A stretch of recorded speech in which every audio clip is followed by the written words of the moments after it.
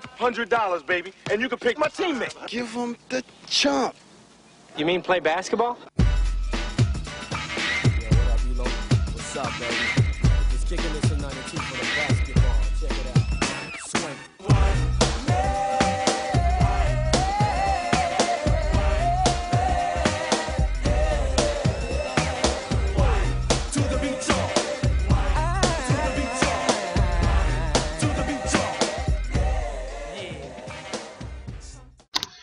How's everyone doing tonight? This is episode 9 of the Cream Team Podcast. I'm your host, Griffin Markwith. With me, as always, is my good friend Hunter Gonzales. Tonight's episode is going to be a special free agency and draft episode. We're also going to be discussing in depth our plans for our respective teams. Mine, of course, being the Utah Jazz, and Hunter's, of course, being the lowly Boston Celtics. Yeah, like they've never won a championship or anything. But never. I think we're gonna do like a mock GM thing, right, Hunt? We're both gonna try to put ourselves in the GM shoes of our respective teams. Yeah, guys, that's the plan. Just like I said on the last podcast, that's the plan. Granted, I am Hunter Gonzales, and I am literally sitting in a bed. Sitting in a bed. Or laying Typically in a not bed, what beds are used for. Laying in a bed, scratching myself while Danny Ainge is probably He's probably doing the same thing. Honestly, he might be laying.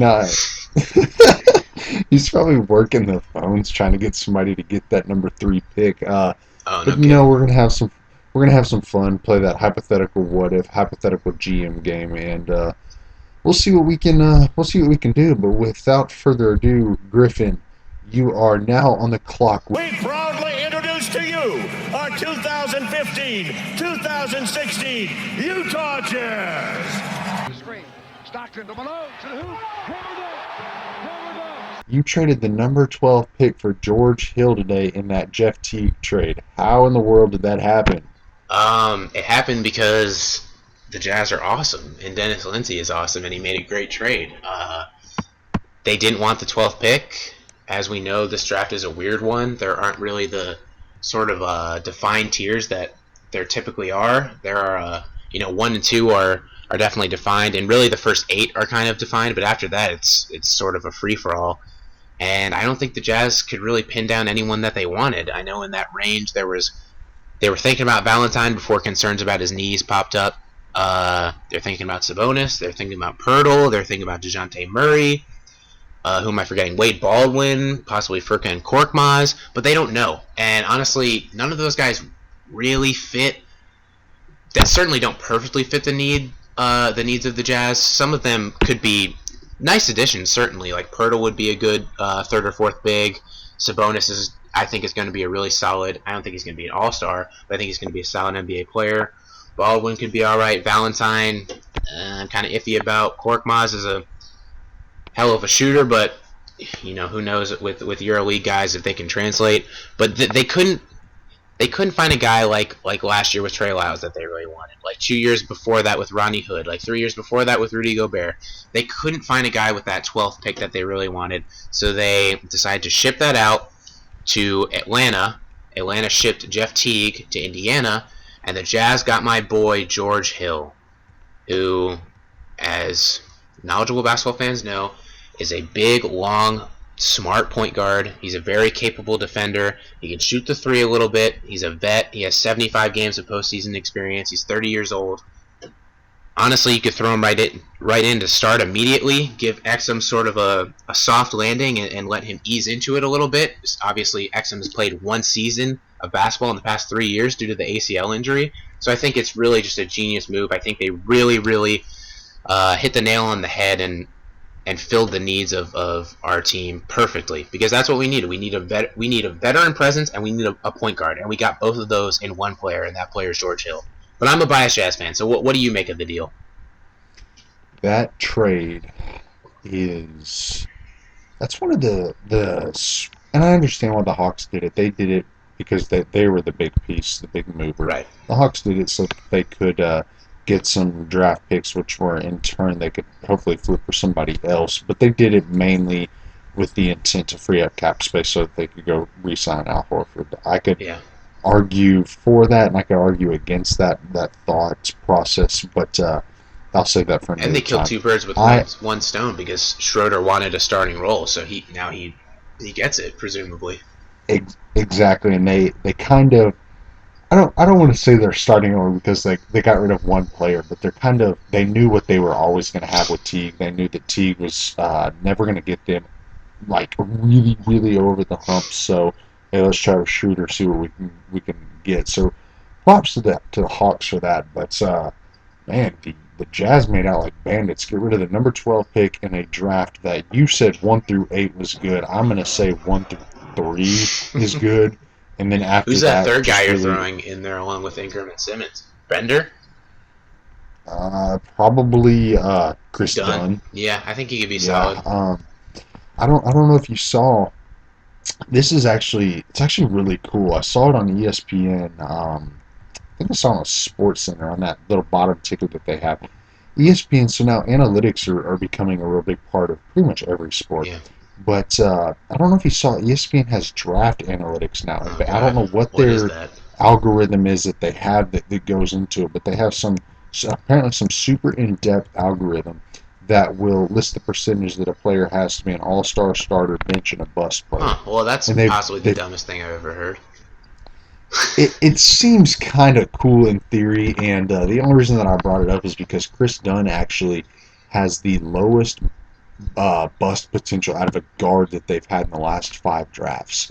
So, I mean, I think 1 through 3, it's a pretty decent draft. But I think for getting George Hill and his stupid blonde hair. He doesn't have it anymore. He lost the blonde hair. I think. I don't even think they would allow him to play in Utah with the blonde hair. That's not really. Probably go against all Mormon beliefs. That's a fallacious perception. But to get him for a number 12 pick is an absolute steal. I love that pick from the Jazz side. It gives, just like I said, it gives Exum a softer landing. It allows Neto to take a step back and develop, which is like, they shouldn't have thrown him. Well, they had no choice, but obviously you don't want to throw a guy like that directly into the fire in his first year. And honestly, he played all right, but he's not a starting. At this point in his career, he's not a starting point guard on a playoff caliber team. He's just not. Exactly. So it kind of pushes guys that really aren't ready for that big role. It pushes them back into that role that they need, which whether that be the 8th man off the bench, whether that be the 10th man, it just allows them to learn from a good player who, let's just face it, he played for Vogel, who's a pretty decent coach, but he played for Greg Popovich. Right. Who you could argue up and down is the greatest coach of all time, and he learned some things, even though he was only in San Antonio for I think it was probably 3 or 4 years. But even though he was only there, just a short amount of time, he still learned some things that I guarantee you he still implements to this day. Absolutely. So my grade on that trade is absolutely at least a B plus for the Jazz. At least a B plus for the Hawks, and at least a B plus for the Pacers. It's really a well-rounded trade. It works for all 3 of them, and I think maybe with the exception of Indiana, all 3 of those franchises are pretty well run. I say with the exception of Indiana because apparently Larry Bird is a moron. So, and that's the topic for a different discussion. But speaking can we of briefly touch on the fact that Larry Bird looks like a human banana? Well, I will make the thumbnail of this episode a picture of Larry Bird. He looks like a rotting banana that is somehow a person. It's bizarre. We know that's going to be the title of this. Larry Bird equals Larry Banana. We are. Bad. We suck. We suck at this. iTunes, take us down. Stop giving us this outlet. It's not good. No one enjoys it. With that being said, let's talk about some well-rounded trades, and we could agree on this, we could disagree. I know we talked about it off air. Okay. But do you believe that Derrick Rose trade, I don't know if everybody's seen this by now, by the time this is edited up, it'll probably be probably 2 or 3 days after the trade went down. But it was basically, for all intents and purposes, besides a few spare parts thrown together, it was Robin Lopez for Derrick Rose. Right. Well, let's just And, outline it really quickly. It was Okay. Bulls got Robin Lopez, Jose Calderon, and Jerry Grant, and the Knicks got Derrick Rose, Justin Holiday, and a 2017 second-round draft pick. Just so everyone knows. I know I'm being exactly. nitpicky, but No, thank you for doing that. I mean, at first thought, I dig the trade, but tell me, what are you thinking? And then I'm just gonna bounce off of whatever you say. Well, it's kind of obvious, right? The trade could go two ways, really. It's all contingent on Derrick Rose's play. So if Derrick Rose becomes Derrick Rose, or Derrick Rose of old, of 2010, MVP Derrick Rose, then it's obviously a complete steal for the Knicks. If he continues to play as horrendously as he has in the last year and a half, it's a steal for the Bulls because they get Robin Lopez, who's a solid center, although I assume he's either going to start declining now or very soon. They get Jose Calderon, who you know what you're going to get with Jose, and they get Jerry and Grant, who could develop into a decent little player. He definitely needs was to. high on their draft boards. He was extremely high on their draft board. I think they rated him. I was seeing there was like a 10 or 11 in last year's draft. Really? He was picked 17. He's good. He's good. Yeah. I like Jerry and Grant. I think I'm biased because I really like Horace Grant. He's one of my favorite players ever. Also, how many kids does that guy have? And he names them all like almost the exact same name. It's like Jeremy, Jerry, it's weird.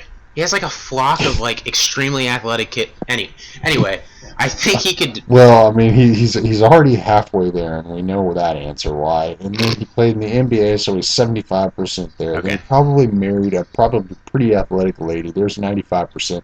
Then there's just a 5% chance that they're not. The math adds but- up.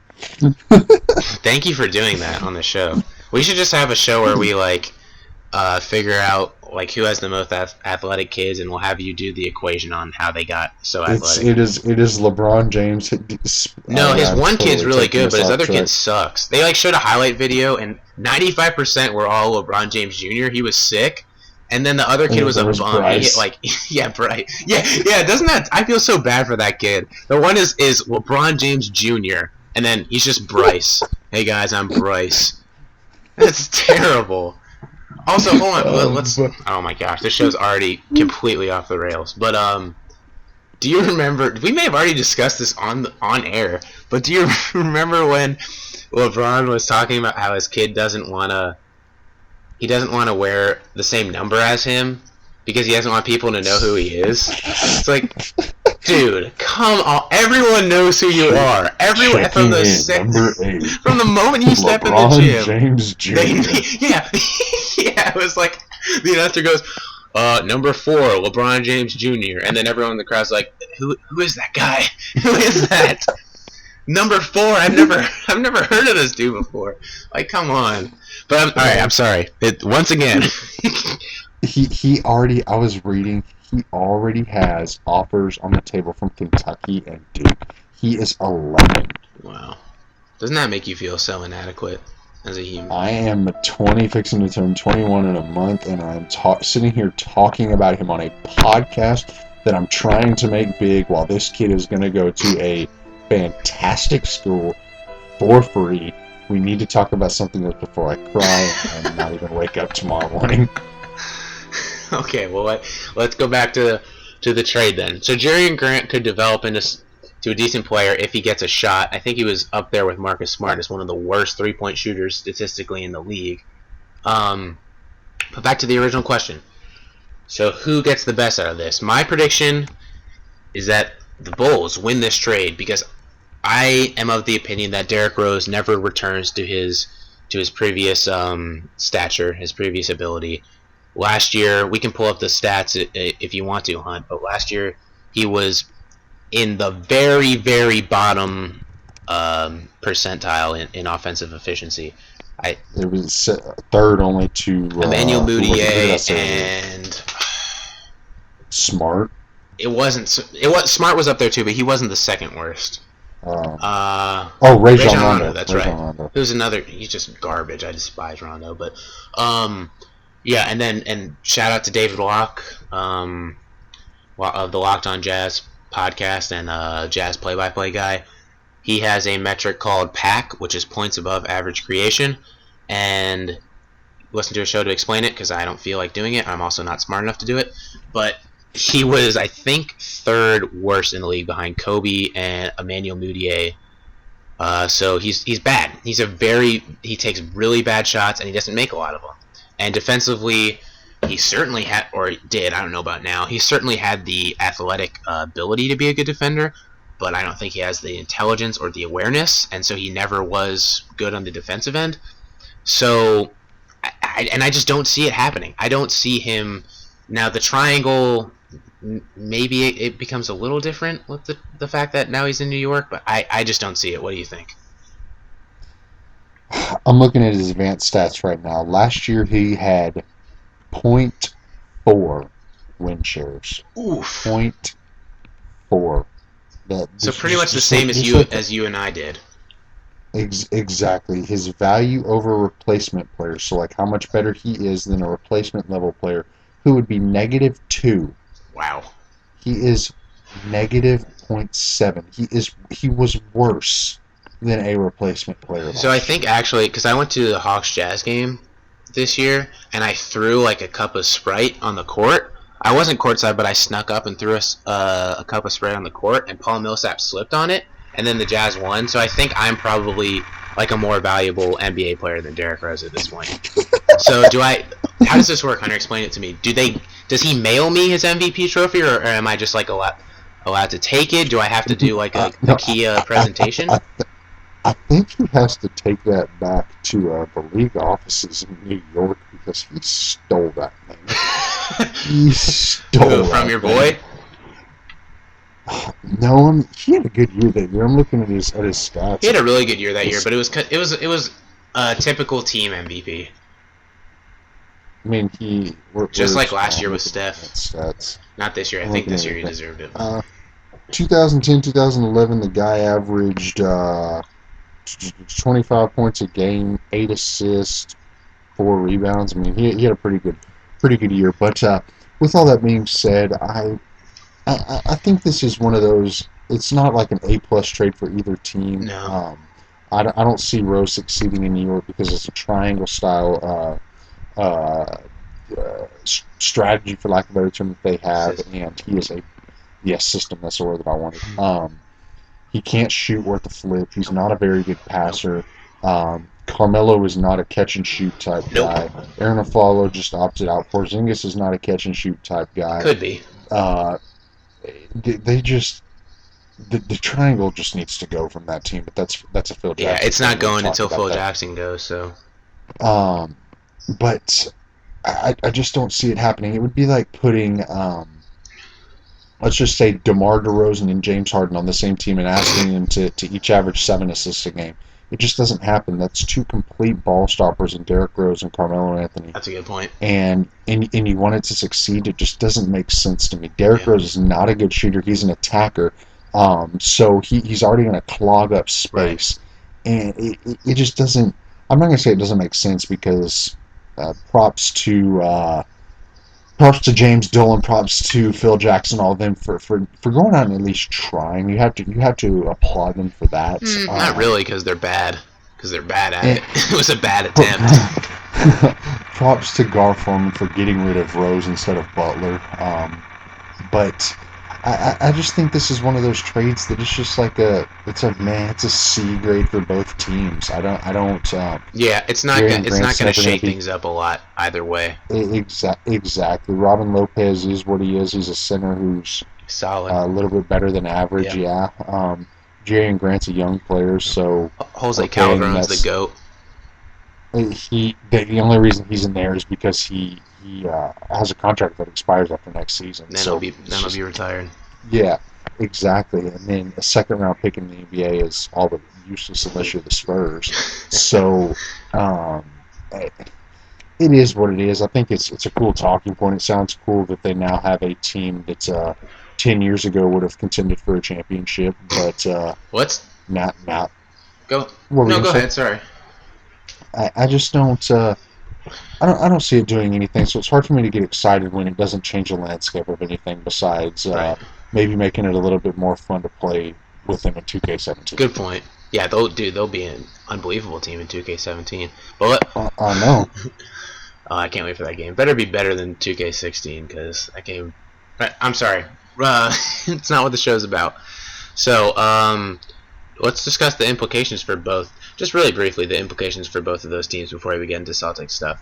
Like, because I think that from the Bulls' standpoint, the fact that they traded for Lopez, and I was actually texting with my dad about this, I think that it means that one of, if not both, of Gasol and Noah are gone.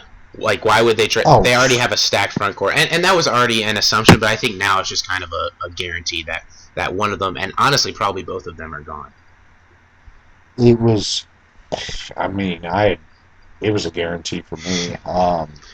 I've actually, I wouldn't at all be surprised to see Noah join Rose up there in New York. I wouldn't at all be surprised to see that. What about Gasol joining them in New York? Absolutely not. No, I don't. Why? The only reason he would be because of Phil Jackson, but I don't see that happening. Okay. I could see that New York team signing Dwight Howard. I could see that. I heard that's one of the things on the table, apparently. That would be that team would suck so bad. That's so bad. That's such a Knicks thing to do, too. But you look on paper, the team's not bad. Derrick Rose at 2, Melo, Kristaps, Dwight Howard. But on a piece of paper that you'd wipe your ass with, that's garbage. Kristaps is the only good player on that roster. I mean, yeah, Gasol and Noah are gone. Yeah, but just like I said, it's hard for me to get anything more than just about that trade. I hear you. All right, well then let's move on to your beloved Boston Celtics. And now, introducing the Boston Celtics. Greer's putting the ball on a play. He gets it out deep, and Havlicek steals it. Over the stands roll. Havlicek stole the ball. It's all over. What are do you want to put yourselves in Danny Ainge's shoes? Do you want to briefly discuss his just completely garbage track record of draft picks? We were talking about this earlier. Wow, hold on. I have got to pull this up. You can pull it up. I'll give some background. So we were, as Hunter and I often do, we discuss basketball off air, and we were talking about we were just talking about past drafts and how this one compares to those. And then Hunter stumbles across the transcript of all the Celtics draft picks since Danny Ainge took over as GM, and it was horrendous. Do you have it up? Yeah, I'm getting it up. So guys, I want y'all to listen to this. I'm gonna take y'all back. I'm gonna name. Let's go back to 2000. Take us on a trip down memory lane, Hunter. Yeah, I'm gonna take y'all on a trip down memory lane. I'm gonna give y'all since 2004 players that I would even remotely say were decent. Okay. So you have Al Jefferson, there's one. Jeff Green, there's 2. Avery Bradley, there's 3. Jared Sullinger, there's 4. That is it, guys. I want to tell you that in that time, since 2004, he has had 1, 2, 3, 4, 5, 6, 7, 8, 9, 10, 11, 12, 13, 14, 15. Jesus. 16, 17. Name some of the dumpster fires he drafted. 28 picks since 2004, and 4 were it. He had his 2005 draft was Gerald Green, Ryan Gomes, Orion Green. His 2008 draft was J.R. Giddens and Simi Erdan. Wow. His 2012 draft, Jared Sullinger. Okay, I can live with that.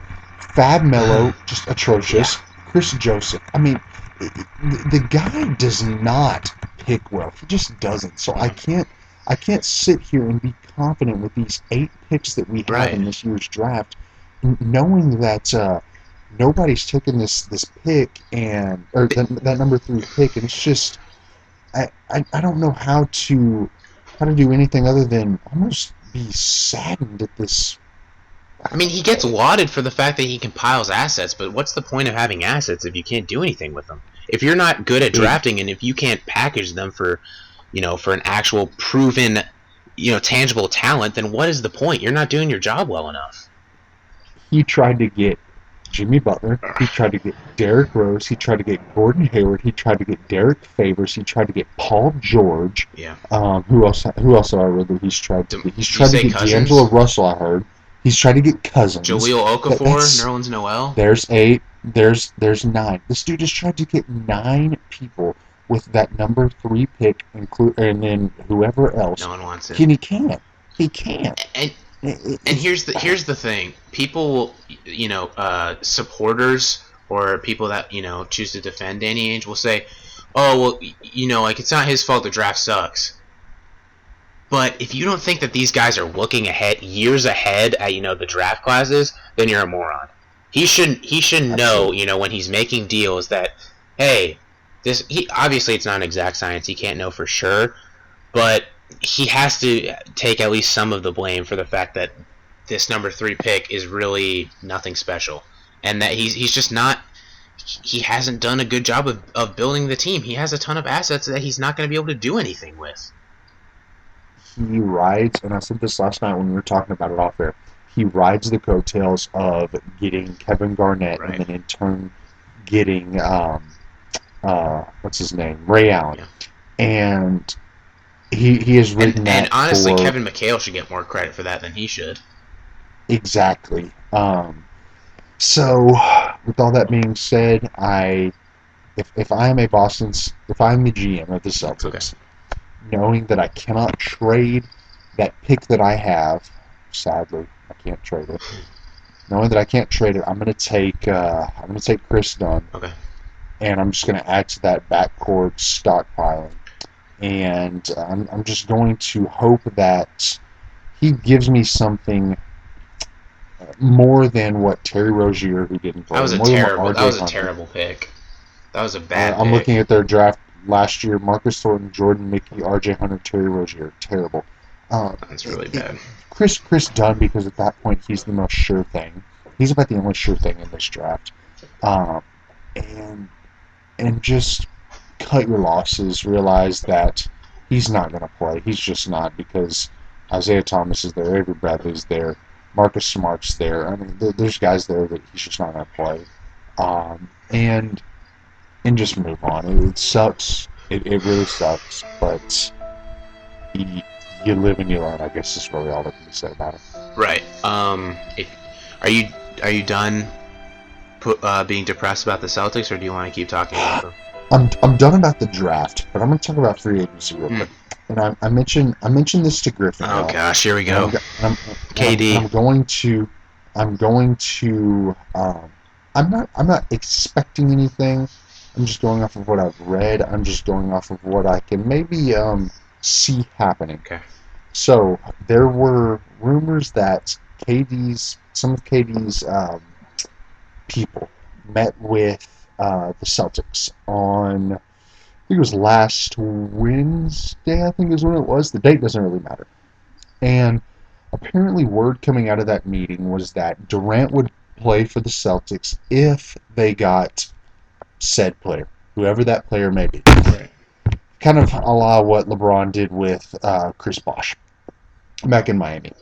So my maybe my fandom maybe gets in the way of it. I don't know. But I'm thinking, hear me out, y'all, that I believe that KD could come to Boston if Kevin Love were to be traded for. Kevin Love has been he's been on the trade block, and we mentioned it last podcast. I can see him getting moved. The Celtics have tried to get him before. So go out and make a trade. And trade, let's say, Jay Crowder, Avery Bradley, Marcus Smart, and a pick for Kevin Love, and just to throw in for salary cap purposes. Then go sign Durant, because he's already given you that promise. And look up, and you've got Isaiah Thomas, let's just say Jay Crowder at the 2, Durant, Love, and let's just say Tyler Zeller if you bring him back on that restricted free agents offer. What about Olynyk?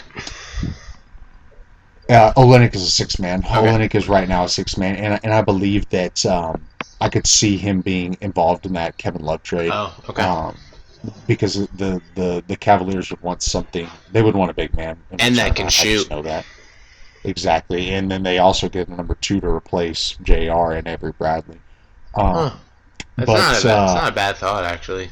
Exactly. It's really not, and it works out for both teams. So let's just say Kevin Love and a throw-in. The throw-in really doesn't matter. It's just for the salary purposes. For Avery Bradley, Kelly Olynyk, Marcus Smart, and a pick.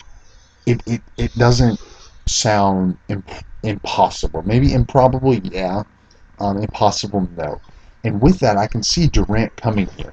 Then something you have to throw in is if you can still make it work salary cap-wise, you can still go out and get a pretty good player left because if the Celtics play this right, they can have over $48 million of cap space. So that is a max contract, and then you have Love at 18, 19 million, and then go fill out the team. So that's all I'm going to say about the Celtics. But I'm pretty interested to see what happens on that free agency front in terms of maybe what they can get they can get in a trade, and then turn that into parlay that into getting a better free agent. So with that being said, what are you thinking about the Jazz? Well, I mean, I guess I don't even really need to. I love to talk about my Jazz, but I don't even really need to talk about them much more. We hit on the Hill trade at the top of the episode, and now that they don't have the 12th pick, they have 3 second-rounders. So I know you made the joke of second-rounders don't matter unless you're the Spurs, but I do think that the Jazz could possibly parlay at least one of those picks into a decent player, or preferably, make another trade and add some more talent, because obviously they have a very solid roster, but they need talent upgrades for sure. Exactly. But no, I don't really think I have much more else to say on the Jazz. I think I sort of outlined my thoughts at the top of the episode. I'm ecstatic about the George Hill trade. I'm really, really excited about that, and I'm excited for draft night tomorrow night, man. I can't wait to watch it. Did you want to? I know you talked about this before the episode. Did you want to talk about the Kings? Their dysfunction finally catching up to them, and no one working out for them because they suck. Yeah, that's something that we're not going to have to spend a lot of time on it because neither of us are Kings fans. No one's a Kings fan. No. Yeah, okay, good point. They're moving out of Sleep Train and moving into some really nice arena, and they'll put about 5 people in there. Well, actually, let's not. Actually, I take that back. It's a terrible franchise and organization, but they actually do have very loyal fans. So, sorry, Kings fans. I don't want to offend you guys. Don't stab me next time I'm in Sacramento. I'll probably get stabbed anyway, but you'll get stabbed anywhere you go with how today's day and time is going. That's Good depressing. Lord, super sad. Yeah, true. But so the report is that Kings were reportedly shunned by draft agents during this 2016 draft process. So what that means is they have had one player, Wade Baldwin, who has come in and worked out in front of the Kings brass. One single player in the top 30. So one player that even has a grade in the top round or in the first round. So has worked out for them. So let's explain that to people that don't necessarily follow that aren't as big NBA nerds as us. So that means 2 things. It means, one, that the Kings are a garbage franchise, and if you don't know this, search Sacramento Kings. I'm sure the first article that'll come up, first recent article, will be about how they suck and are mismanaged by Renedive and D-Bots. Let's go with Sacramento Kings. The number, you probably have. Yep, there's nothing. Wow, even worse. That's even sadder. So that's the number 1 reason, and the number 2 reason is that, as we said earlier, the first 8 picks of the draft are sort of defined. So those guys don't want to. The Kings, for those unaware, have the 8th pick. So those guys don't want to work out with them because that gives off the impression that they would be going number 8, and that obviously decreases their value. Do you know what I'm saying? So it kind of, the players are implicit in it, and obviously the Kings franchise is implicit in it. So I just want everyone to to understand why this is happening. But still a black mark on their franchise, you know what I mean? That is the big thing. Nobody wants to work out for the Kings because they have now fired, I think it's been 3 or 4 coaches since in the past Malone, 3 years. Carl, what was that dude's name? I'm so bad with coach names. They had that black guy. Come on, man. Oh wow, that was good job. I asked for his name and you said that black guy. Dude, we're already 2 white guys talking about the NBA. We don't have a lot of margin for error. Chill out. What is his? I can't even remember. And we're his Jazz name. and Celtics fans. Come on. I gotta go look at. People come into the show thinking we're racist. You can't say stuff like that. It doesn't matter that my wife is half black, half Mexican. Doesn't matter. I'm not racist, y'all. Only racists say that. Oh, Keith Smart. That's Smart right, was Keith one Smart. of them. I knew it. See, he isn't as smart as his last name, and you called him that black guy. I mean, I don't know what the heck else to say. Mike Malone. This is the one who I was thinking. Malone was good because Cousins liked him. Yeah, they fired him. Tyrone. Oh, Corbin, he's the worst coach ever. That dude is an absolute moron. He coached the Jazz for a little while. He's terrible. So that one's not their fault. This is just, guys. This Kings thing. It's almost kind of it's funny and it's sad in the same sense. Is that people are saying, I do not want to go to a team that is so poorly run, so I will not work out. It's deserved. I'm glad it's becoming a meritocracy and teams are getting what they deserve. I don't even think it might make me heartless or unsympathetic, but I don't even think it's sad because they've done this to themselves. The owner and the GM, the executives have done a piss poor job of managing and building this team. So they've gotten what they've deserved. No one wants to go there. Plus they're in a crappy city. It's the truth, and I mean it just makes it interesting to see if all the Mountain Jazz have Buddy Hield going to 8 to add another shooting guard to that team when Stauskas has failed, when Ben McLemore has failed. It just makes no sense to me. Yeah. But it'll be interesting to see what happens, y'all, in about 24 hours. Can't wait.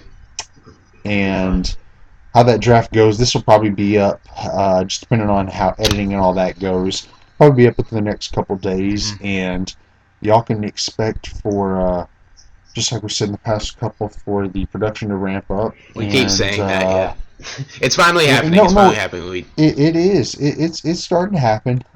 Production to ramp up, and with that, guys, go ahead and go out and go share this with your friends. We're sharing it on Twitter. We're sharing it on Facebook. All that. We're talking to people about it. Well, let's do our contacts. Share it with your friends. After you're done talking, we got to make sure we. That is all you. But y'all, I will close it out on my end, and I'll let Griffin finish it up because I know y'all want to hear his voice going off the air. But y'all be good. Hope y'all enjoyed this, and adios, y'all. Yeah. So let's see. Like Hunter said, we are on Twitter. We are at TCT_podcast. So you can contact us through that medium if you so choose. We have an email, this brand spanking new thing called email, and we finally got one. It's really cool. Not a lot of people have them. That is thecreamteam and I didn't even do it right. Sorry, I suck. thecreamteampodcast at gmail.com. So please give us any, comments or suggestions that you have about the show. We're always looking for ways to improve. We appreciate you guys listening so much, and recently we've realized that ratings on iTunes are huge and really help us out. So if you guys could leave one of those, we would appreciate that immensely. Please let us know and we will shout you out on the show. Just once again, guys, thank you so much for listening. Yeah, I heard shout out to Ian Smith NBA on Twitter. Absolutely. We almost forgot. Y'all go follow him. I think it's at Ian Smith NBA.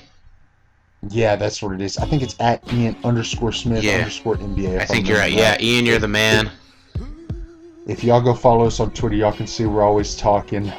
He has been listening from the get-go, and he knows that he listens while he's at work, which is that's why Hunter loves him so much. Yes, because that's what Hunter does, and he finally found one person that does the same thing as him out of our 4 listeners. Exactly. Hey, 4 listeners is going to go to 5 and then 6, and But Let's not get that's too up to crazy. y'all to help us as well, y'all. But just like I said, y'all be good. Hope y'all enjoyed it, and adios, man. Thank you guys so much. Take care. Enjoy the draft.